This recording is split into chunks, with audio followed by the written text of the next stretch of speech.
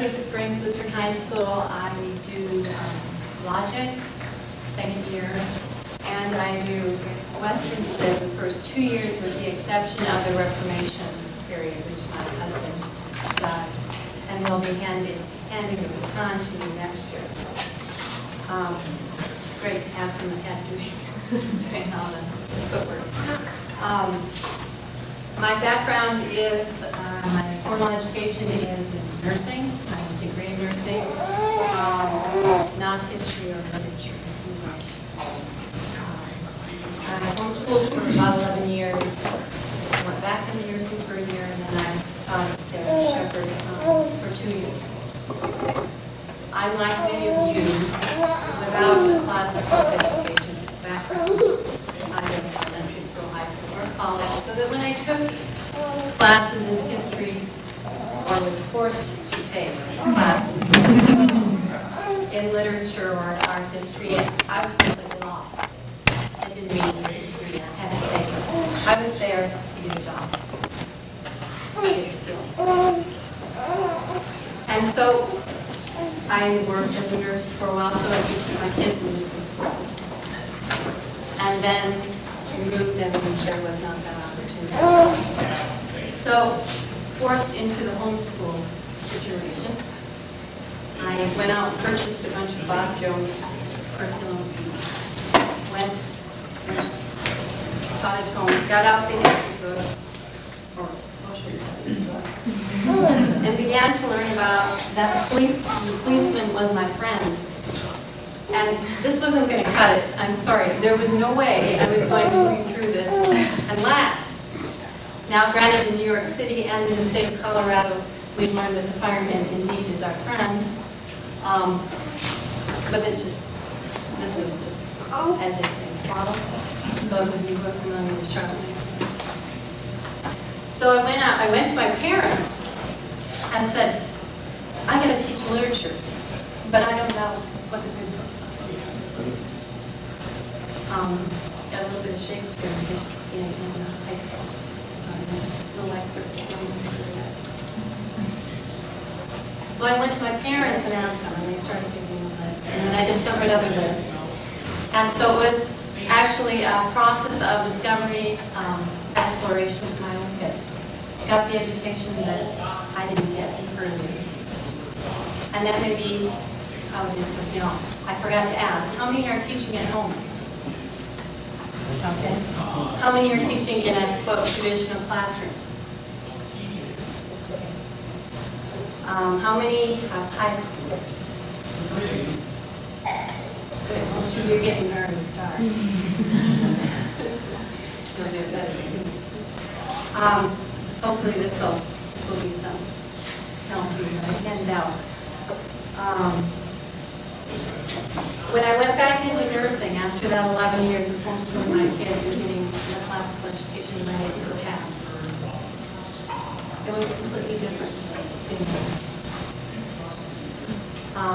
And in technical field, after 11 years of being out, it was kind of scary, but I knew how to learn.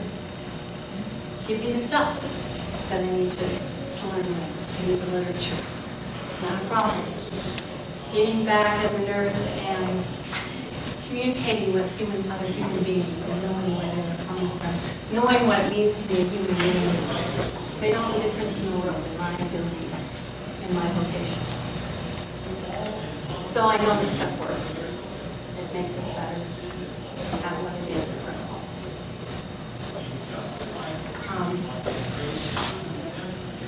Invariably, the question comes up, as you note there, this is a Western Civ course that integrates history, philosophy, literature, and the fine arts. And invariably, like I said, the questions come up, why literature and why old books? And I may be preaching to the choir here. There's an excellent essay by C.S. Lewis on the name of old books. You'll find it excerpted in Dr. B's book, Reading Between the Lines, Christian Bible Literature. And I encountered it for the first time in the preface to Athanasius' on the Incarnation. And let's see, I'll just read a little bit. Every age has has its own outlook.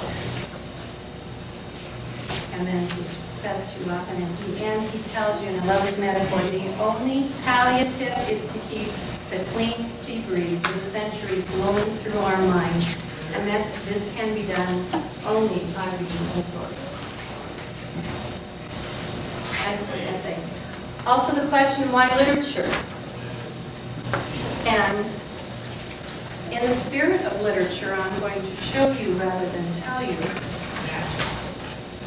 with a story. And I'm lifting this from Peter Leichhardt's book, Writings to Heaven About Invention. Will Listen and Stuart Tistix met for the first time at a wedding reception. After introductions, Listen took a sip of champagne and said, "So, Stu, tell me about yourself." Stu says, "I'm 5'10" and weigh 175 pounds, buck naked. I wear size 9.5 shoes. My annual adjusted gross income is $53,560. The mortgage on my house is $69,890 with an interest rate of 7.5%. I own a 1992 Honda Accord with 57,906 miles on it. I've forgotten the registration number. It'll come to me. Oh, and I have an unsightly hexagonal mole on my left shoulder blade that measures 3 centimeters by 2.65 centimeters. Listen shivered as some indescribable horror flitted through his brain, gulped down his champagne, and excusing himself with all the grace he could muster, fled toward the cake table. Moments later, still sweating, he found himself at the punch bowl where he met Ann Terraston.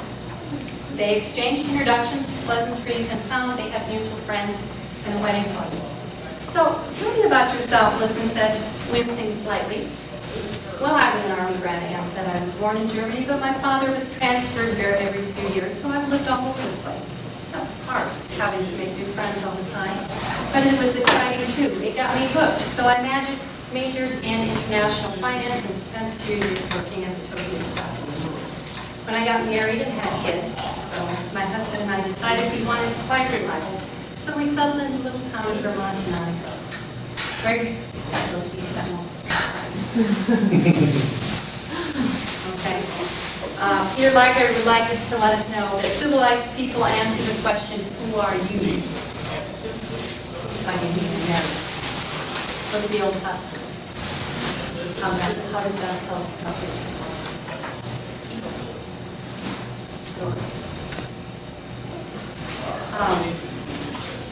Another excellent way to answer the question, why literature, got under the third page, first quotation, also Dr. Reed. To understand the crazy quilt of contemporary thought, one must know the alternative ways of thinking. And granted, he is speaking to contemporary thought, also I believe the section was on the modern age from the 1600s on. And perhaps the best way to do so, to do this, is through literature, history, philosophy, and concrete human life come together in literature. And in an author's imagination, abstract ideas find expression in tangible forms so that we can see more clearly their human implications. This is what makes the class. The human implications. Otherwise, like the stuff in his molds. Student objectives, back on the first page. I make the kids memorize this first objective. I don't know if they're going to understand it, but at some later time in their high school, college, and they might recall it. The student will inquire into truth, goodness, and beauty in the world's great conversation. Why truth, goodness, and beauty? What do you want your plumber to be able to tell you, or yours? The truth. Why goodness? Here we're talking ethics. Here we're in the serious kingdom. Don't you want him to practice his business ethically? Don't you want him to be interested in you? Why beauty? Yeah! For a hand surgeon, he's working on your hand, don't you? Yes. Okay. Okay, truth, goodness, and beauty in the world. Why the great competition? You got even bigger on you? The greatest thinkers the West has to offer. In order to prepare for the world's fight. What is the world's fight? Fighting evil, and here I'm reiterating David Hicks again, which my husband brought up in the previous lecture. Fighting evil with good in our vocation as responsible citizens of this earthly kingdom, making things a little better for the neighbor. And the soul salvation. Now I'm concerned about the soul salvation, but in the classroom, I'm in the moral sciences. I'm about the business of, quote, civilizing the little savage and making him of some benefit to his neighbor. The student will grow in his appreciation of truth, goodness, and beauty toward an uncompromising stance regarding these universal values. A bit intolerant of us, isn't it? Sorry. Okay, so we as Lutherans, how do we prepare them and equip them for this without making them into little pietists or noble pagans? Because that's what my Western Civ course in the first 2 years is going to be reading. Noble pagans, early church fathers and writers who were highly influenced by the classic Romans. They have to have a foundation in the scriptures. And Particularly Lutheran understanding. Yes. So do not neglect your own theological education. I lived out there in the wilderness of Missouri Synod for these years, and I lived on the via of divine service. And when they started taking away my divine service, so the student will apply, therefore, a conceptual framework from prior theological instruction, incorporating Lutheran teachings on the two kingdoms, governments, law, gospel, saint-centered vocation, Christian freedom, and theology of the cross, which Dr. Heath mentioned in his speech. The student will grow in his ability to use this conceptual framework in analyzing and evaluating during conversation. They pick up these concepts in our first semester Christian life. I have had the opportunity now to take a couple of my husband's intensives, one on the Christian life, one on the Reformation debates, and I can't tell you how beneficial these were. So if anybody wants to come up to Colorado Springs for a week, usually it's in June, it's great preparation. It's excellent. And so, of course, it's handy to have them around to answer questions, too. So if I can put this, I'm very visual, and I've been trying to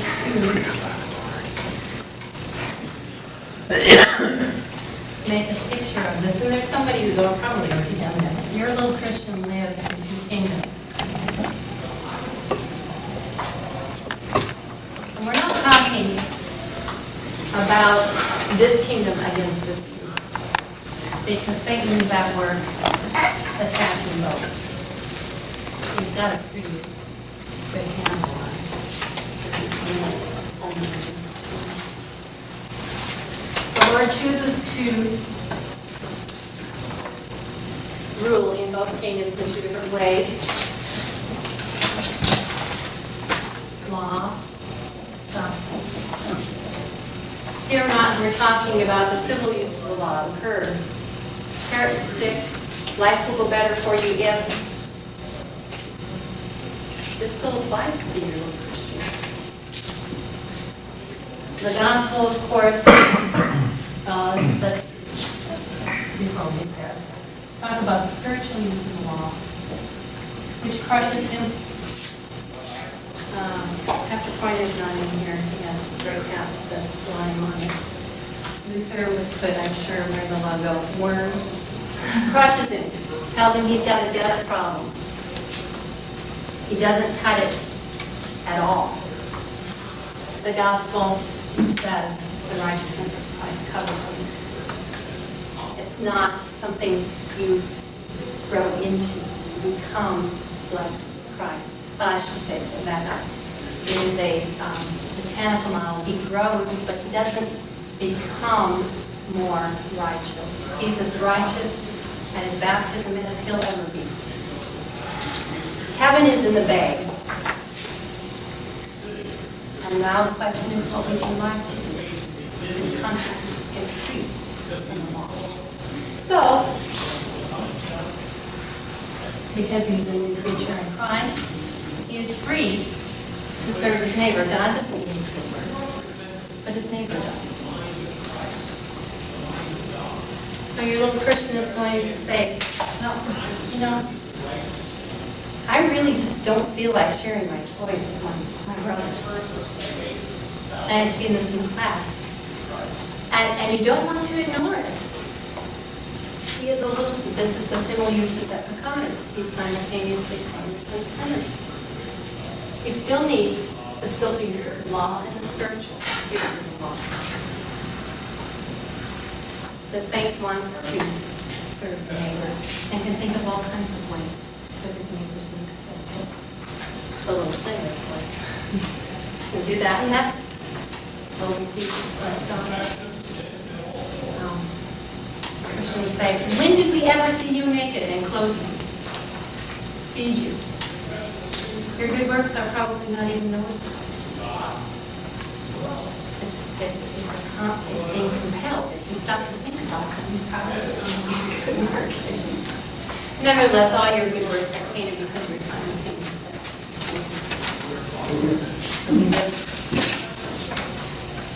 So it's under the law and the gospel.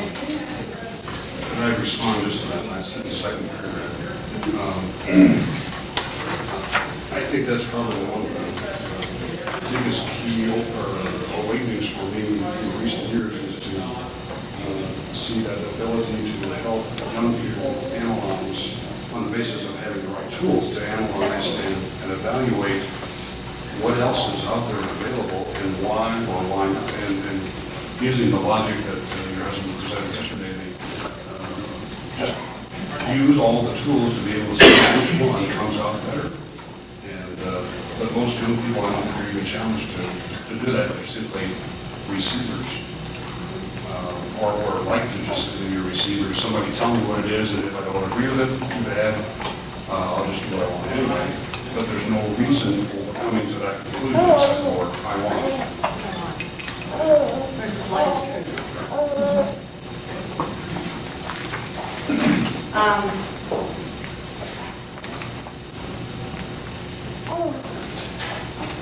So what is it about the pagans, the early, the noble pagans, and the early Christian church? Where did they go wrong?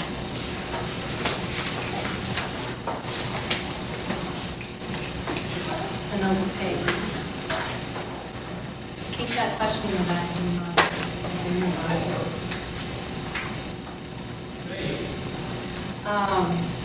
Third, the student will learn to read an increasing variety of literature in different ways. I've used this as criteria by which I've selected the books that you'll find listed below there. I want them to be able to read for information. I want them to be able to enjoy poetry. And I want them to be able to struggle through things like philosophy. The student will grow in his ability to place himself in someone else's shoes and recognize how humanity suffers when this is not done. This is a bit about what it means to be the Iliad, pitiless Achilles, having his own little private temper tantrum at the expense of his comrades. This is great for our students. I mean, this is where they're at. It's all about me, what I want. The student will retain a significant fund of information at the grammar level in such a way that additional information can be classified meaningfully in order to be conversant at the dialectic level. You may have children or students who are ready for the dialect level and can't wait to do it. And they jump in before they're ready. They may be brilliant students. But they have nothing to offer. They're quick to learn, but they don't have the discipline for the grammar. And I have one such student, and I know what I can get away with him. So when we argue, he always loses. And I'm hoping that will help him to learn his spelling. The student will understand the whys of Christian review, which has just been brought up, and the why nots of alternative worldviews of the ages he is studying. Do it now before they get to college. And do it well and know the opposition and present the opposition well. The student will ask key questions that draw out an author's worldview. This gets easier as time progresses. I have them memorized. At the very end of your handout, there is a worksheet. I have them memorize these questions, which of course are no longer asked in education. The big, what is prime reality? What is the nature of external reality? What is a human being? What happens after death? Why is it possible to know anything at all? This is epistemology, it's ontology, etc., etc. How do we know what is right and wrong? It's ethics. What is the name of human history? Genealogy. This I pulled from James Sire's book, The Universe Next Door, which covers worldviews from the modern age. Of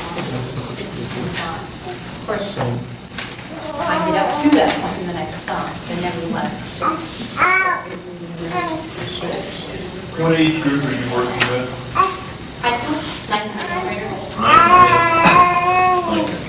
They are not going to be prepared like y'all's kids are that are starting to learn.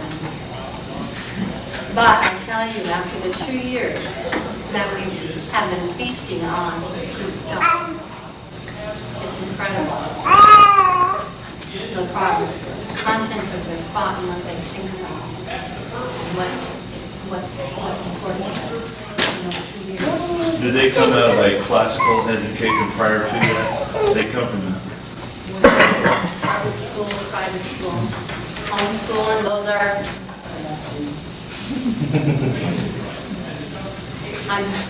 and it's not because I homeschool my kids. So are you working them through the grammar at the same time you're working on these other things? Because obviously they're going to have to do some memorizing. Oh, yeah. So they're kind of doing 2 stages at once. Yeah. Forget the rhetoric. Yeah. I'll get to that in a little bit. Okay. Let's see, the student will, okay, the student will ask key questions that draw out an author's review. The student will be able to see in history the consequences, of course, of bad and false ideas, discovering also traditions of repeating or retaining. That's a given. The student will develop an appreciation for poetry. After 2 years with these kids, of course, they go, why do I have to read this poetry? This doesn't make sense, etc., etc. You know, the History Channel is so much better. You know, facts, just give me facts, interesting bits of trivia. And at the end of the 2 years, I asked, what's your favorite book?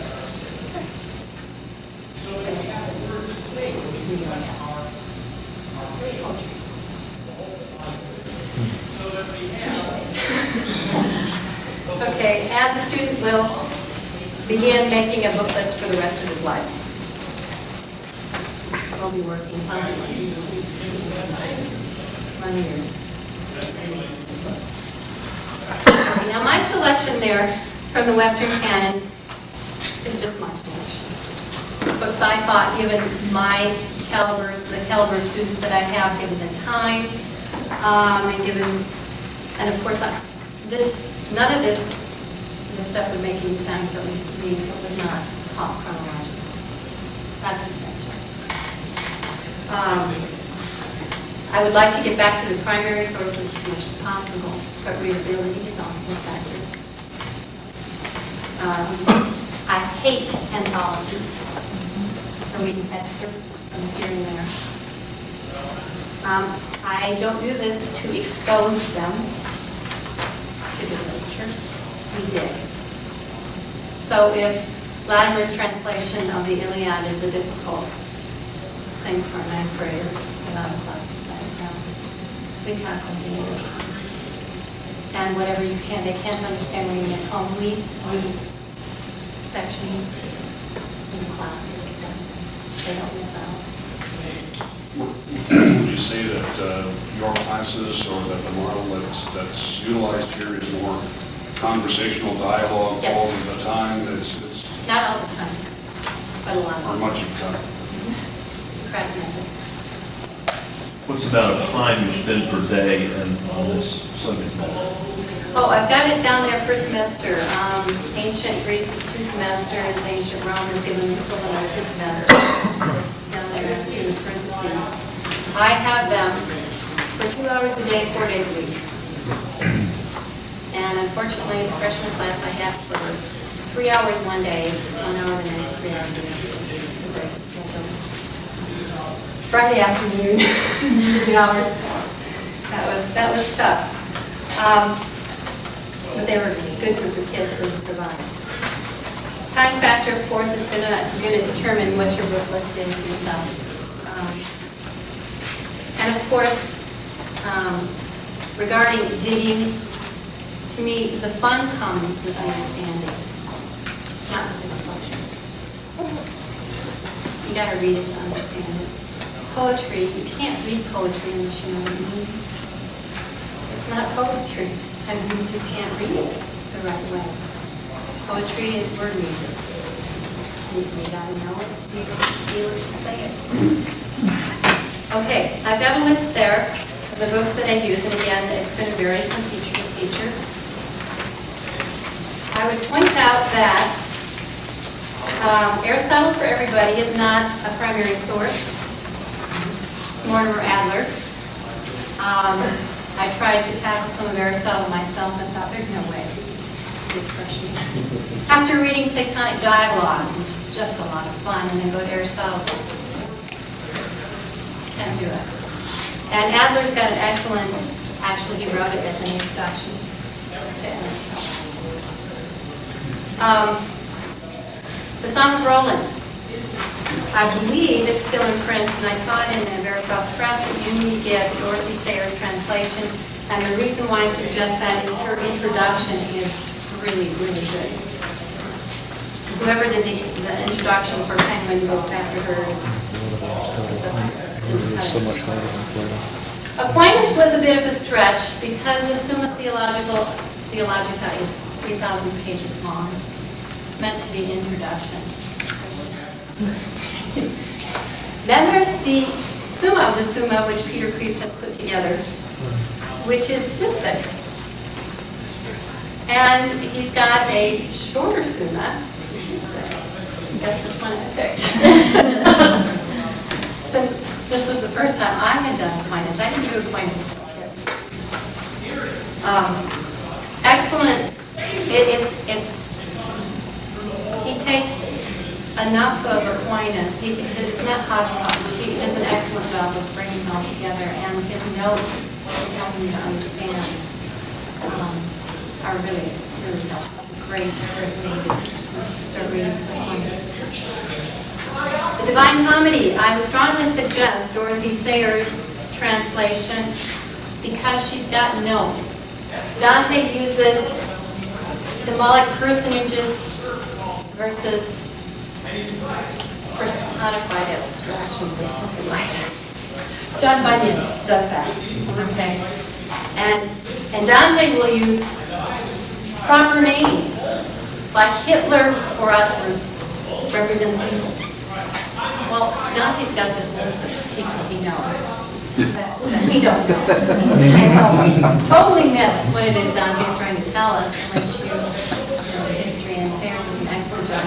Not to mention, she provides a little bit of commentary, which I think Lutherans would Half the appreciate. folks fly out to the school hate their own. Help for the teacher. Your own personal theological education. I'm reading a book, Luther on Vocation, right now, which is excellent. And I don't know if you can find this very easily, but I'm sure the seminary bookstores will. The Holy Seminary has it right now. Okay. Okay. We're using it for a class, that's I'm being a theologian of the cross. This is one that I had to read for my Reformation debates class. This is also excellent on the theology of the cross. And of course, Heiko Obermann's book on Luther is also very good. He puts Luther's thought in historical context and is really explaining things. God's no, God's yes. I read Walther's proper distinction between law and gospel. I guess this is a digest. Let's see if you can out now. Fails to Dewey by Gordon Clark. Good reference book for the history of philosophy and stuff. Radical Academy. Type in Radical Academy on your search engine. Gets you to kind of a Mortimer Adler Society kind of thing.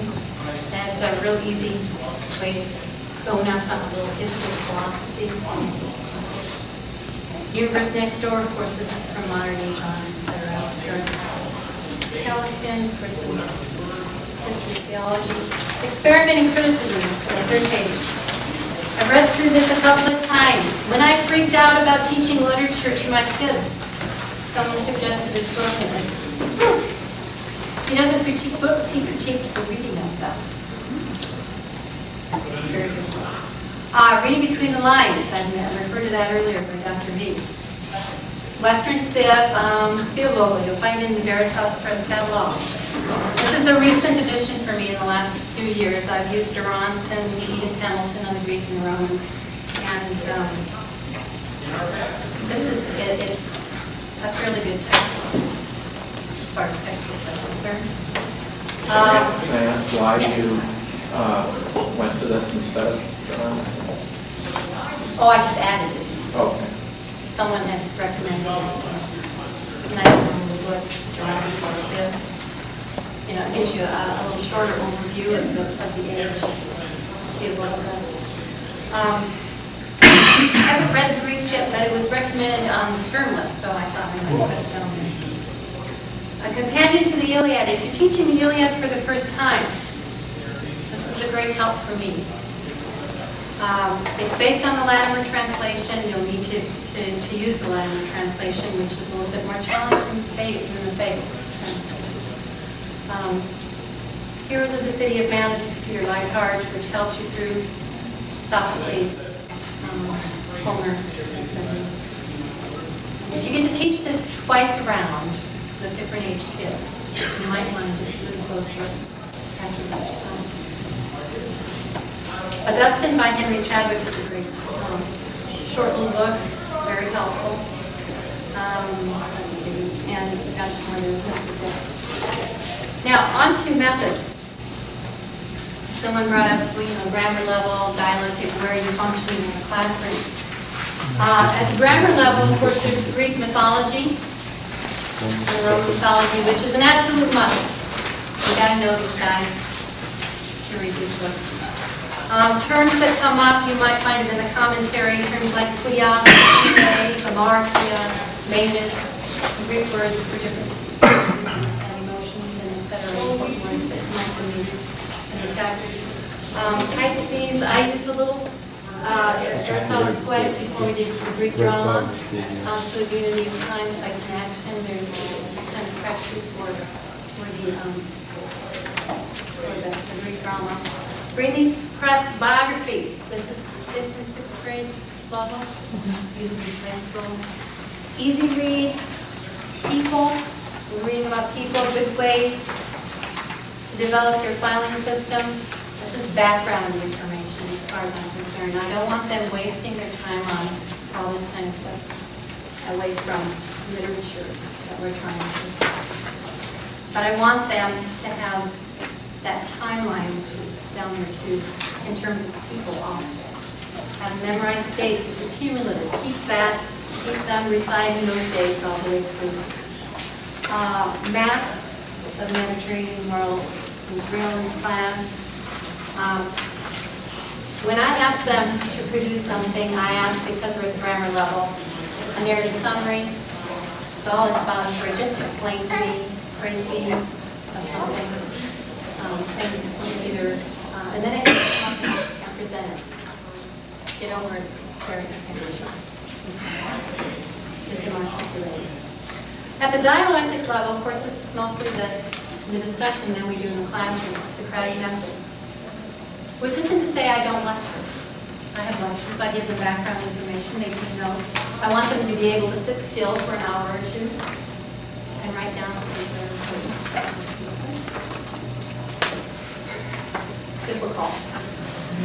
Socratic method is much easier, okay, because I'm asking them questions. And usually I know where I'm going with the questions. Sometimes I get to places, though, that I didn't expect to get. And then sometimes I have to say, well, you need to bring that question up in theology class. So I pass it on. Classroom discussion. Outlining chapters is about skill. Words like apply, relate, classify, analyze, diagnose, discriminate, dissect, distinguish, outline, point out, and demonstrate. Those are all dialectic. And that's where, like I said, we mostly function in the classroom. Now, at the rhetoric level, this is what you do as a teacher. You pull it all together. You create something. They don't function as rhetorical, at least in my classroom. We're not ready. Maybe you'll have kids, you know, in any grade or for these things. This is no solo flights. They like to. Humility is important. Poetry and drama. I want to bring up something about that. Get them reading aloud as soon and as much as possible. My first class, and we did Oedipus Rex through reading aloud in class. Parts of it was just boring. But the story is so effective. I mean, it grips you, that they get caught. And yes. How early would you have them read Oedipus Rex? Ninth grade. Ninth Now, grade. whether or not we should read it, my kids read it in junior high, maybe. So, I mean, the whole idea that Oedipus meets a gal just like the gal that married dear old dad, how do you handle that? The kids are quite shocked. But it's nothing that they didn't know happened. I mean, I don't think I've encountered you, but, you know, so much that, I mean, Oedipus is a great study. The kids at this time in junior high, ninth grade, they're starting to spectate themselves, and they're starting to realize, you know, I can have some really bad thoughts sometimes. Okay? And you can't ignore that. The little simile justus et peccator needs to know that he is a simile justus et peccator.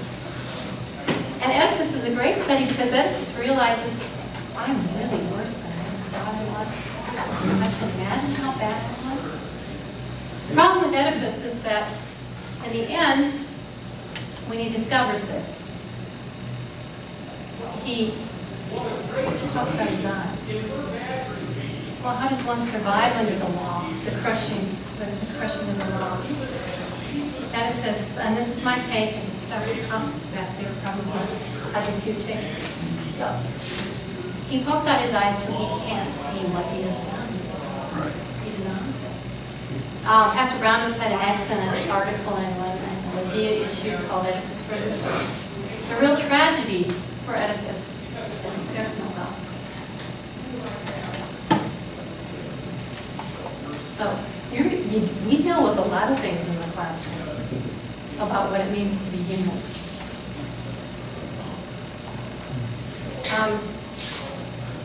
Read aloud as much as possible regarding the poetry. Get them out of their inhibitions and practice yourself on the poetry so they hear it. And I mean, that's the beauty of it. Really. It's hard to explain because I'm so new to appreciating it. You said you need to understand the poetry to teach it, to read it. To be able to read it. To be able to read it. And to be appreciated, yes. I'm not very good at poetry. Do you have books that are helpful to your understanding of poetry? Or simply, is it just through reading it a number of times that you start to understand it? And you know the Greek mythology, you know the story that's being told, you've read it more than once, it all comes, I think with the first time I read the Iliad, it was overwhelming, but when you go back and you've read it again, and you've read the little companion to it, and you've heard a few discussions about it, commentaries, and you've read it through a few more times, it gets easier. And of course, I don't know that I was able to do this the first time around with the kids, my own kids, but I drew with them also. And I think it's a lot more fun, the more that you know what's going on. Don't stop at the end of the sentence, keep going with the thought. You know, the kids want to, Mary had a little language. No, I mean, just sing song and stuff, try to avoid that. Listen to your thoughts.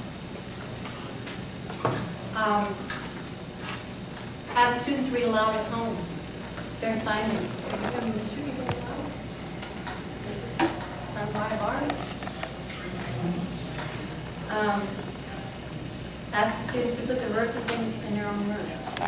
Challenging them. We do a Shakespeare video at the end of hymn and group. At the end. Of course, read through it to understand it. And then when you watch the video, it's like, wow. If you show it in the course, you could show it in the beginning and have it be overwhelmed. But at the very end, I mean, that's fantastic. I mean, Shakespeare was just a lot of fun. That was the end of the second year. The last time I had these kids. And we just, it was kind of fun. Fun requires understanding. Have the kids perform for other people. I neglected this the first year. The second year, we had to read a dramatic reading out of Peter Priest's The Unaborted Socrates. It's a Platonic dialogue. Socrates was in an abortion clinic and what was going on. The kids did it for the parents. And I think the kids probably enjoyed it more than the parents. That was my question. You really need parents for that, right? People who are... Grandparents, Grandparents, okay. aunt and uncle, brothers and sisters, mom and dad. Okay. I'm supposed to be done in 5 minutes. 5 minutes. Okay. What I'd like to do next, if you look under samples, here, I've pulled out, I've taken Plato horribly out of context here, and I've included some statements, actually this is probably most of these of Socrates, if not all, statements. And just to give you an idea, I kind of like to pretend we're a classroom. And the question is here, how would we as Lutheran Christians enter the conversation? As we read through this. Now you don't, maybe some of you don't have a background in fact that will look, it helps, but I think we can pull enough from this to make it beneficial. Socrates says the conclusion is, my friend, that good is not identical with pleasure, nor evil with pain. This comes up from the text as you're reading it with your kids or in class. Sometimes the bad guy's the one who gets ahead in the world. Okay? All right. Childbirth is painful. It's a good thing. Okay? Difference between hurt and harm. Dentist, go to the dentist, he pulls out the tooth that hurts, but it keeps you from developing an abscess and you can use it from the jaw. Okay? What is good? What is evil? Christian understanding, what is good? God. Big G.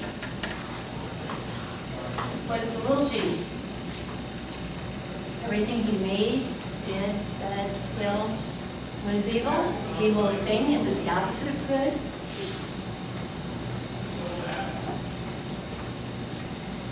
Is it an abstract concept? Good is the, evil is the corruption. I'm sorry, can't do that to God. The corruption of the good. It's not a thing. It's not the opposite. It's corruption. God didn't create evil. Is the problem with evil comes up? Now, where did evil come from?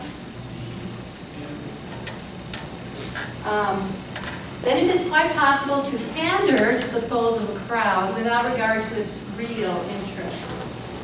I was talking about it this morning with the industrialists. Pandering.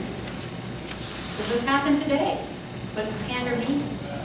Give people what they want, or make it appear that you're giving them what they want. Appeal to their baser interests, not their good.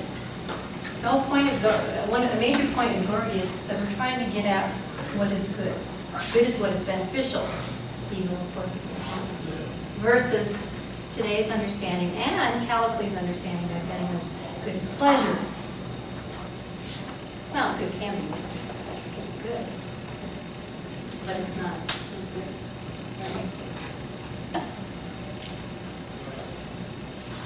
We found ourselves constrained to agree in our previous discussion that no one does wrong willingly and that all wrongdoing is involuntary. Now, teachers don't jump into this and tell them what it means. Give them a little time. This should be pretty obvious to the student. Wait for them to find it. I was so excited about these books that it became my subject with my kids. Now, it's a little different in the classroom. The classroom thinks, oh, the teacher's excited, I should be too. But as a parent, then it became mom's subject. Okay, now my oldest, copy enthusiasm, she's majoring in English. The youngest is more of a left-brainer like I was. And, you know, Mom, don't get so excited about this, you're scaring me. All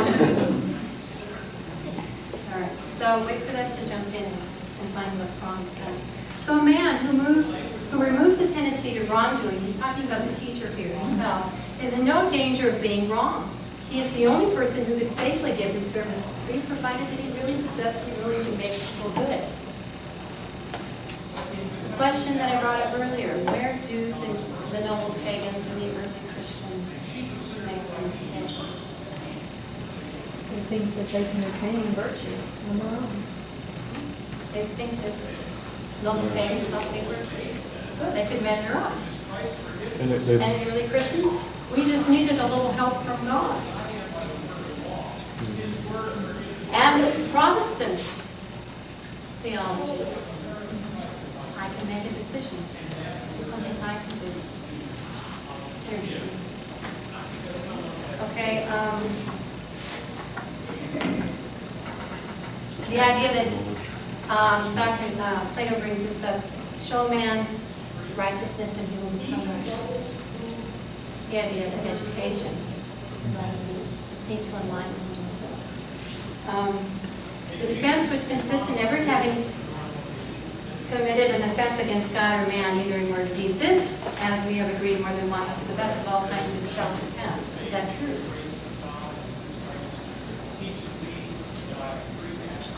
These are very key ingredient thought. Word and deed. Exactly. What does the world see? What do I show? But even in word and deed, if we could do thought, word, and deed, would that be an excellent defense? There is none who is righteous in the world. But it would be an excellent defense if we didn't sin. Oh, okay. if we could do it. If we could do it, yes. For to enter the next world with one soul leavened with sins is the supreme misfortune. This is true. There's only one place for that person. There's only one person. Okay, the difficulty of living a life of complete righteousness when one has unbounded power to do wrong is such that the man who overcomes it deserves the highest praise. What movie is this?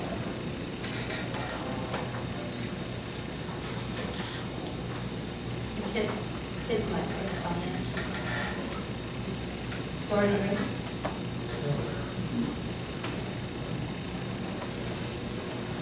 Let us then allow ourselves to be led by truth now revealed to us, which teaches the best way of life is to practice righteousness and virtue. Is it the best way of life?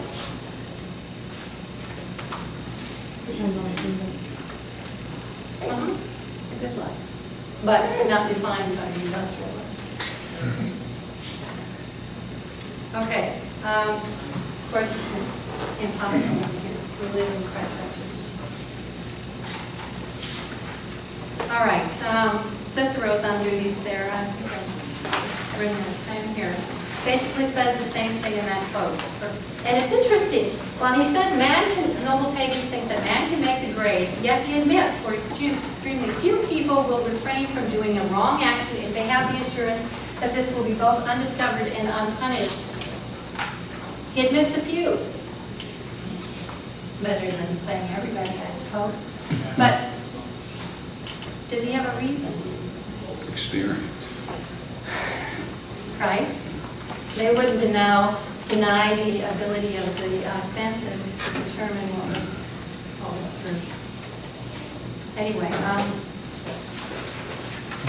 guess my time is up, and if anybody has any questions, I can answer.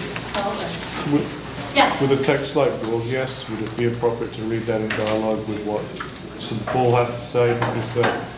Because the Greeks think that if you attain moral knowledge, perfect moral knowledge, then that would impel you to do the good.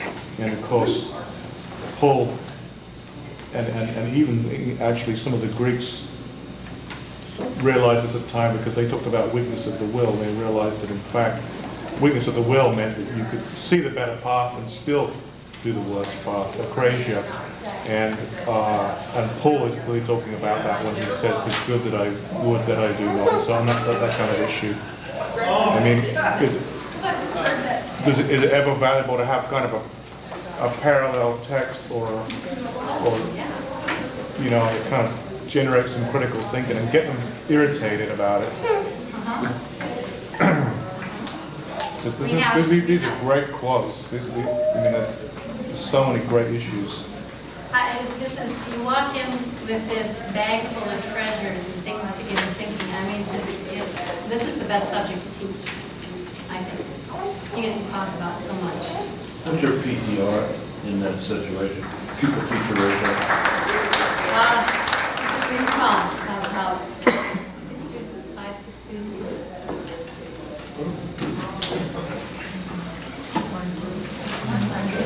How much out of class, out of school time, would a student be involved in preparation for?